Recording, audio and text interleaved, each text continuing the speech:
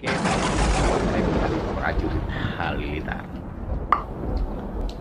Oke sahabat, salam sati lahir dan batin dari prajurit Halilintar. Oke sobat, di zaman yang sekarang ini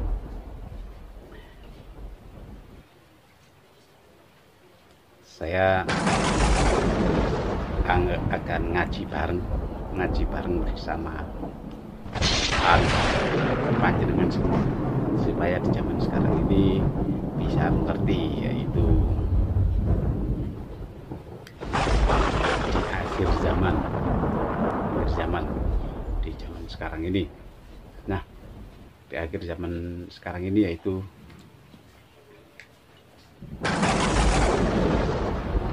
ngaji bareng bersama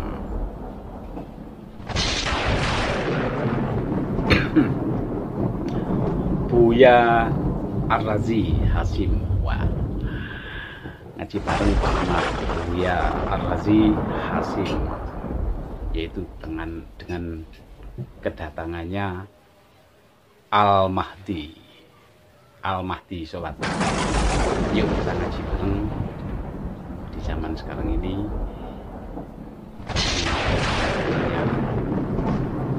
Al-Mahdi. Oke sobat, dengarkan Buya Ar-Razi Hasim.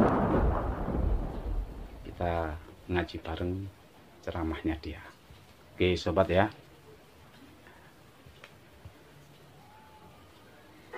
Sebelum Dajjal Mahdi muncul, mereka sudah ada. Beberapa ulama kita sudah dikasih visi dan mereka bisa melihat. Beberapa sudah mimpi, beberapa sudah mengalami pengalaman rohani, bertemu dengan sosok Al-Mahdi, bertemu dengan sosok Dajjal. Udah ketemu Pak. Beberapa mereka sudah melihat di mana si Dajjal itu, di mana Imam Mahdi itu. Jadi sosoknya sudah ada. Tapi kapan Allah keluarkan dua-duanya, maka terjadilah perang besar dulu yang disebut Al-Malhamah Al-Kubra. Tapi di perang Malhamah itu sebenarnya Imam Mahdi sudah keluar, cuma belum semua orang tahu. Dajjal pun sudah bergerak, tapi di belakang layar. Keluarlah kemudian puncaknya, jika Dajjal keluarnya 40 hari 40 malam. Al-Mahdi itu dia saktinya luar biasa. Semua keilmuan yang pernah ada di masa lalu itu ada pada beliau. Maka Al-Mahdi nggak pernah takut sama Dajjal. Hidupnya santai karena dia mengenal Allah. Ala inna awliya Allah la khaufun alaihim wa lahum yahzanun. Para wali nggak ada takutnya. Jadi kalau cemas ini nur kewaliannya hilang udah. Al-Mahdi itu presidennya, pemimpinnya para wali. Pasti dia paling tenang di saat semua orang ribut, semua orang cemas.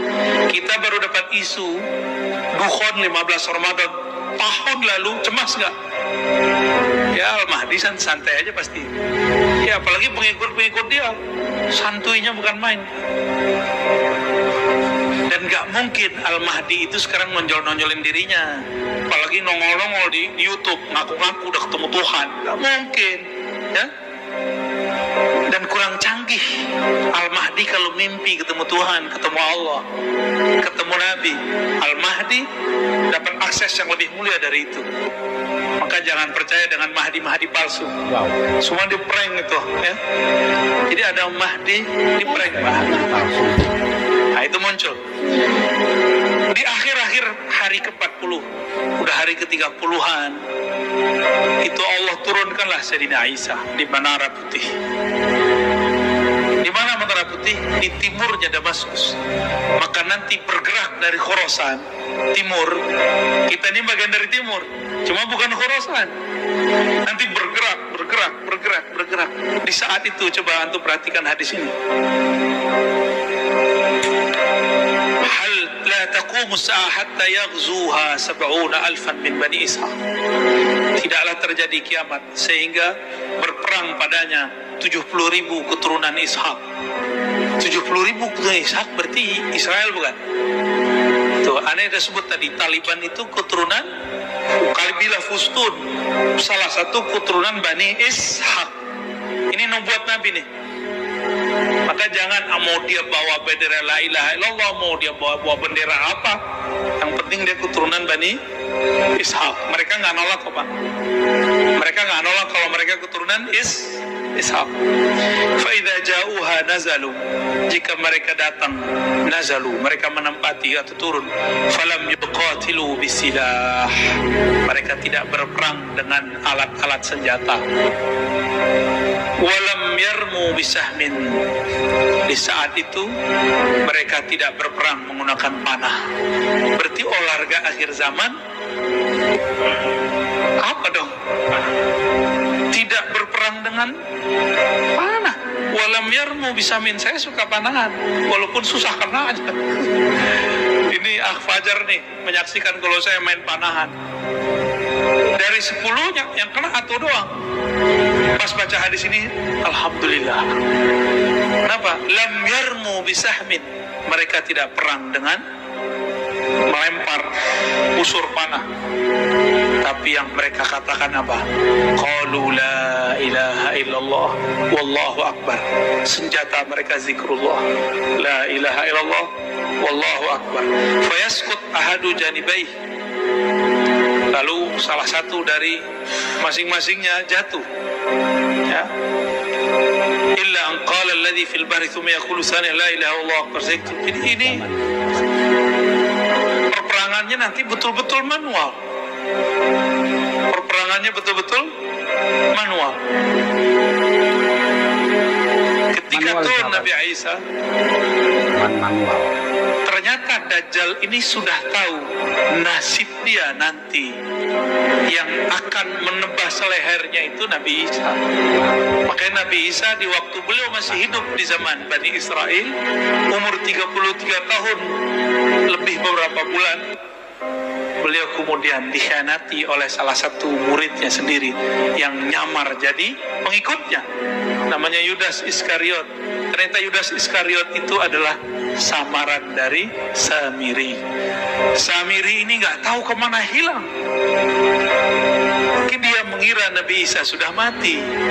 Tapi dengan ada kajian-kajian begini, muncul Nabi Muhammad mengabarkan Isa belum mati. Kagetlah dia, muncul ketakutan lagi. Jadi Samiri itu alias Dajjal takutnya sama sosok Isa, karena dia dikasih tahu kamu nasibmu berakhir di tangan Nabi Isa. Jadi nanti setiap kali ketemu Nabi Isa terlihat jauh saja, itu Dajjal langsung pergi. Apa kata orang sini, jiper apa? Nabi Isa dikabur dia Pak. Disebutkan di hadis, dia meleleh seperti garam. Garam kepanasan meleleh. Maksudnya ketakutan. Jadi Dajjal tuh nggak pernah takut kecuali Nabi Isa. Menurut antum, Al-Mahdi ini kurang sakti atau gimana? Kok Nabi Isa yang bunuh?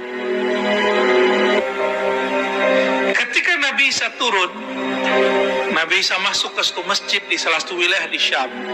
Kita nggak tahu nama masjidnya apa, kan belum dikabarkan, di hadis cuma begitu doang. Di dalam masjid sudah berkumpul umat Islam, di luar berjaga. Ternyata nggak jauh dari situ pasukan Dajjal sudah mau menembus, tapi nggak berani dekat. Di saat itu Nabi Isa datang, Nabi Isa dipersilakan jadi imam. Apa kata beliau? Tidak, engkaulah yang jadi imam, wahai Mahdi. Coba bayangin, wali dari Nabi Muhammad, keturunan Nabi Muhammad, jadi imam di belakangnya Nabi Isa. Kok bisa?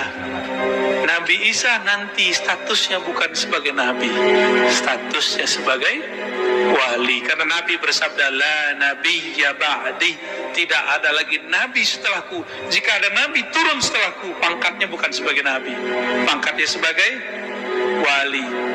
Nanti ada penyerahan pedang senjata khusus, kita nggak tahu senjatanya apa, dari Sayyidina Al-Mahdi kepada Sayyidina Isa. Pedang itulah kemudian alatnya Nabi Isa untuk menggorok Dajjal. Ini Dajjal itu digorok dengan apa aja nggak mati-mati. Pedangnya ini. Tapi jika pedang ini sudah diserahkan, berarti sudah ada skenario orang dalam Al-Mahdi berhasil di tengah Dajjal. Sebagaimana orang Dajjal disisipkan ke Al-Mahdi, kan Allah khairul makirin, Allah sebaik-baik yang berkonspirasi. Tentu juga ada orang Al-Mahdi di sekitar Dajjal. Nanti mereka kode-kodean Pak secara batin. Siap. Barulah Sayyidina Isa mengejar kemanapun Dajjal pergi. Disitulah terbirit-birit mereka bergerak bersama Al-Mahdi, Isa, Al-Mahdi, Isa. Bahkan disebutkan ada riwayat Khidir dan Ilyas. Semuanya bergabung. Betapa canggihnya Al-Mahdi. Penasehatnya adalah seorang Nabi, Nabi Isa. Penasehatnya Nabi Khidir, Nabi Ilyas. Dia wali, penasehatnya Nabi. Kira-kira gimana tuh? Itulah beruntungnya umat Nabi Muhammad sallallahu alaihi wasallam. Benarlah hadis walaupun dhaif, madrub oleh ahli hadis. Ulama ummati ka anbiya bani Israil. Ulama umatku seperti nabinya Bani Israel, setara secara tugas, walaupun secara makom itu lain cerita. Maka sahabat-sahabat di belakang Allah, nanti ini bakal terjadi dalam waktu menjelang kesananya cepat. Tapi kalau sudah terjadi perang nanti, kita nggak ada lagi ada handphone, ya. Jangankan handphone, nanti pedang aja susah dipakai, panah aja susah dipakai. Tapi nanti ada perang kekuatan batin, kekuatan alam. Dan saya sudah pernah cerita di sini. Nanti pohon-pohon, gunung-gunung, batu-batu, semuanya membisikkan kepada orang Islam, wahai Muslim, di sini ada Yahudi, di sini ada musuh Allah. Benar nggak? Itu antum bisa nggak mendengar pohon ngomong? Kalau nggak ngerti ilmunya bisa kabur kan? Atau bisa gila-gila sendiri. Itulah ilmu yang dulu dimunculkan kepada baginda Nabi SAW ketika Nabi jalan-jalan di Mekah. Itu bukit-bukit bebatuan, itu nyapa Rasulullah, Assalamualaikum ya Rasulullah.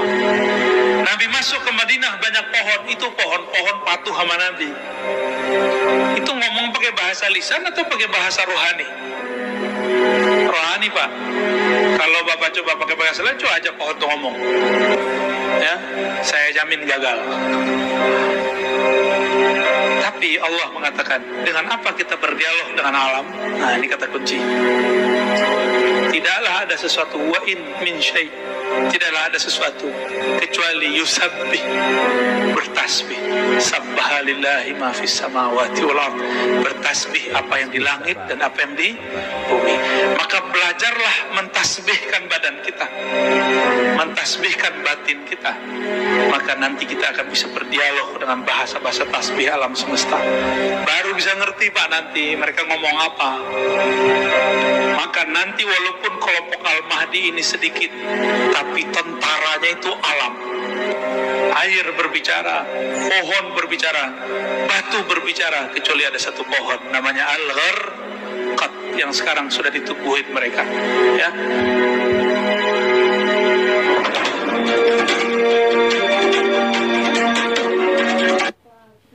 Oke sahabat, itulah ceramahnya. Ceramah sangat keren sekali, yaitu kedatangan di zaman akhir zaman, yaitu Al-Mahdi. Oke sobat, semoga video ini bermanfaat buat panjenengan. Kita sudah mendengarkan dari Buya Ar-Razi Hasim. Ceramah ini sangat keren sekali dengan kedatangan di akhir zaman sekarang ini, yaitu Al-Mahdi. Oke sahabat, gitu aja dari saya. Semoga video ini bermanfaat. Salam dari saya, Prajurit Halilintar. Salam sehati lahir batin dari saya, Prajurit Halilintar.